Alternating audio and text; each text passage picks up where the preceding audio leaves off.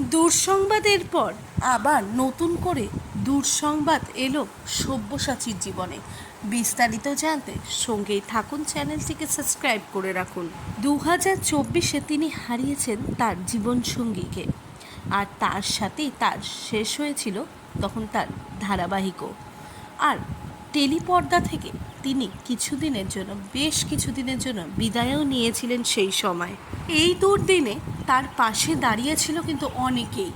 তবে এই সমস্ত কিছুকে পিছনে ফেলে তিনি আবারও টেলিভিশনে নতুন একটি প্রজেক্ট সাইন করে আবারও নিজেকে একটি নতুন সুযোগ দেয়। আস্তে আস্তে পর্দায় ফুটে ওঠে তার অভিনয়ের দক্ষতা, মানে সব্যসাচী চৌধুরীর অভিনয়ের দক্ষতা।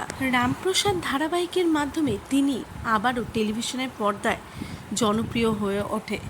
তবে দুঃখের বিষয় হলো, বামা খ্যাপার মতো জনপ্রিয়তা পেল না রামপ্রসাদ। যাকে নিয়ে গল্প রামপ্রসাদ, তাকেই গুরুত্ব দেওয়া হলো না এই ধারাবাহিকে। ফলে টিআরপিটাও কমে যায়। আর এই পরিস্থিতিতে কিন্তু তাড়াতাড়ি রামপ্রসাদ শেষ করার সিদ্ধান্ত নেয় তারা।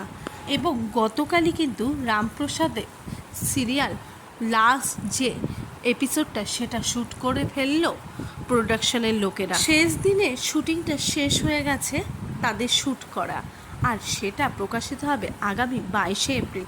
কিন্তু অনেকেরই মত যে রামপ্রসাদের চরিত্রে যেমন তাকে দেখা গেছে, তেমন রামকৃষ্ণ দেবের চরিত্রেও যেন তাকেই দেখা যায়। কিন্তু এই ক্ষেত্রে অনেকেরই মন ভাঙবে, কেননা সব্যসাচী চৌধুরী থাকছেন না এই চরিত্রে, তিনি আর এই চরিত্র করতে ইচ্ছুক নন।